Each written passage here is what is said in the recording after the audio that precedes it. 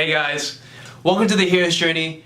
My name is Grego, and today I want to tell you why I think it's very important to keep in mind when pursuing a fitness goal and any goal in general.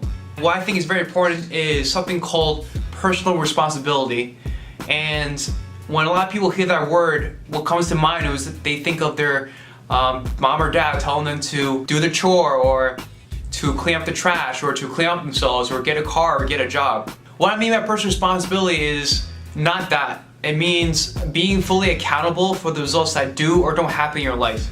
Personal responsibility is so important in fitness because in some level, if you want to transform your body, if you want to lose weight, gain muscle in some fashion, you have to be 100% responsible for the results that do or don't happen in your body. Because if you don't and have some external thing to rely on, you will ultimately set yourself up for failure. Many people don't think that relying on something like a diet or like a special workout or kind of food will actually negatively affect them in their fitness journey, but it actually will, because you're relying on some external factor to help you get to your fitness goal. And external things can always change.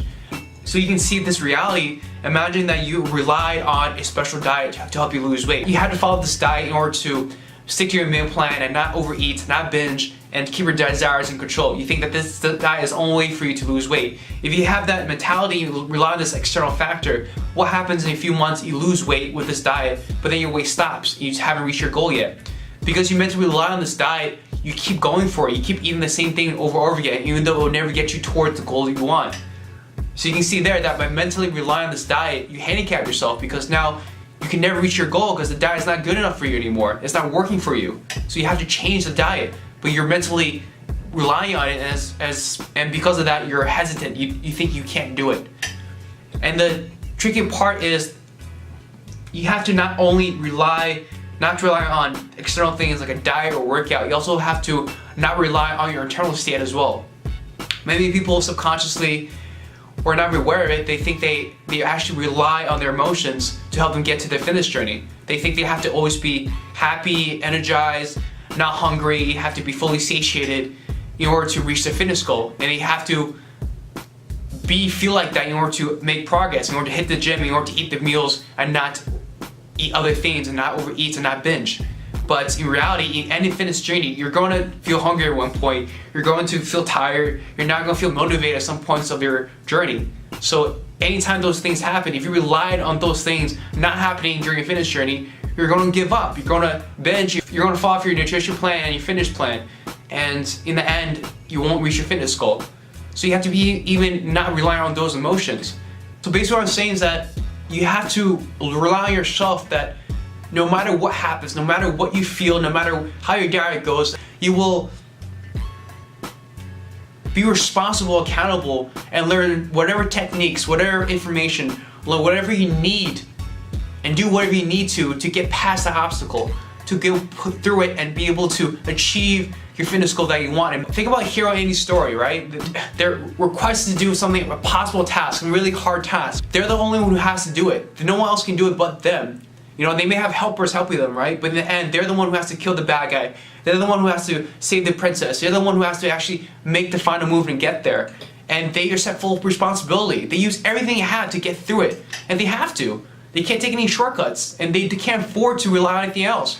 They have to give their full effort, all their determination, all their strength, all their willpower to overcome that enemy. And you can draw from that same inspiration by taking full responsibility and act like a hero in your life and focus your whole being, all your resources, all your creative energies on your one goal that you really want to accomplish in life. It may be fitness, it may be anything in life, but you have to really take full accountability for what happens or doesn't happen in your life. Hope that's clear to you why this principle of personal responsibility is so important. And yeah, that's the end of this video with my lesson. Stick around if you want to see the second half of my video. It's more like a vlog style where I just say anything on my mind. And for those who don't know, I'm competing in my second physique competition because I want to eventually learn enough about fitness and nutrition in order to help coach people, help them reach their fitness goals. And I want to do it just by learning, but also feel that I also need to not just talk the talk, but also walk the walk. So that's why I committed myself to compete in my second physique competition. And I'll show you clips of me lifting, and I'll talk more about my life so you guys can get to know me better and just see how my journey is going. So you see firsthand the things I have to go through, or the things that I experience week by week. So yeah, enjoy. Yo, what's good, guys? So this is my vlog style. Right here, you see me warming up for my back session. I was kind of sick this whole past week. I was in Pittsburgh, and I think I wasn't feeling that well because the lack of sleep I got just from me trying to figure out all the ways I can improve this channel. So I was feeling a little down under the weather the past few days, but feeling a lot better now.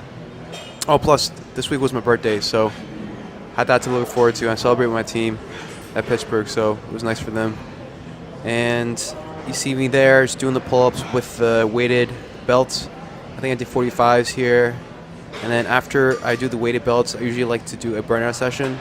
You can see from here, right after, I just take out the weight belt and go do some pull-ups, as many as I can to burn out. Really finish off the set. So yeah, this week was my birthday, and my team showered me with a gift card, or not a gift card, birthday card, and took me out to eat a lot of pizza. And I think after my leg session, which you'll see at the end of this clip, I ate the whole pizza pie that they gave me. It was a lot of food, but also very good. Right here is the back rows. Man, oh man, I just love doing back rows. Something about the exercise, it feels right for me, and it's probably one of my favorite exercises when doing back. Something about just the feeling I get when I put the weight up and down and I contract and feel the back of my muscle just hit that point when you just bring it up. It just feels really nice. I go to Blake Fitness, so in New York City. This is the gym at Pittsburgh, so the weights go a little higher, but in New York City, the Blake Fitness, the one I go to, the weights only go up to 90, so I meant to figure out a different gym if I want to keep doing this exercise and keep improving. One thing that I have difficulty with is that my grip on my left hand suffers. You can see right there my wrist bends, and suddenly it bends because I'm losing grip, and it's uncomfortable, and it's not ideal because I'm using energy focused on my grip rather than the exercise itself. So I may just strap it in the future, just so I don't have to worry about my grip and just focus on the movement itself. And yeah, I filmed this whole thing using my heavy-duty camera. I think it's called a DLSR or something like that, like a really heavy-duty camera. So I had to bring my tripod. And the thing I noticed was that filming with a tripod is hella awkward because you have to put it up and then set it up, and it takes time and effort, and it gets some people away. So I have to create my own space, and it's very it sets off my tempo because I have to focus on setting the camera up and not just focus on my workout. So sometimes I feel I'm not as focused as I could be. During the week I tried this out. So what I did today actually was I just bought a mini tripod so I can just film using my iPhone. It has magnetic tips, so you can put on a metal. Instead of me just bringing the whole camera and a huge tripod, I can just use that. And shrugs, baby. My shoulder and my traps are probably my weakest part of my physique. I haven't hit traps consistently ever. I don't think my years of lifting, so my neck is proportionally smaller than my physique. So during my gaining phase, I want to just make sure that I hit the traps and make sure that I keep progressing and actually be consistent, so I can actually bring my traps up, my shoulders up, so I can bring a more balanced physique come my competition in August next year. And yes, the last clip is me squatting. I love squatting. Something about the movement just feels right for me. I just feel like a beast when I go down and bring up the weight, and it feels like I'm really pushing myself, and it feels really good when I accomplish my last rep. And I can squat. Right now I'm squatting 315, and I've always been plateauing at 315, 3 plates.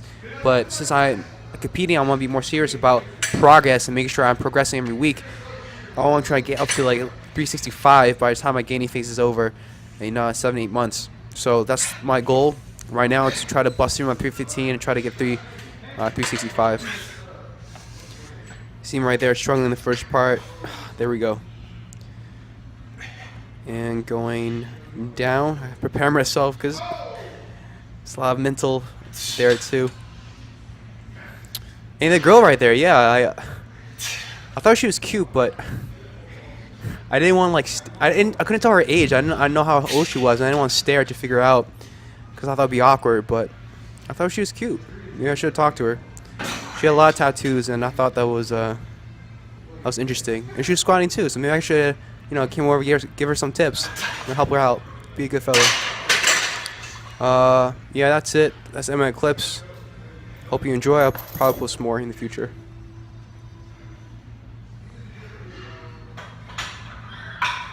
Alrighty, that's it. I hope you guys enjoyed. Please like, share, and subscribe to help the channel grow. Until then, peace. I love you guys. Take care.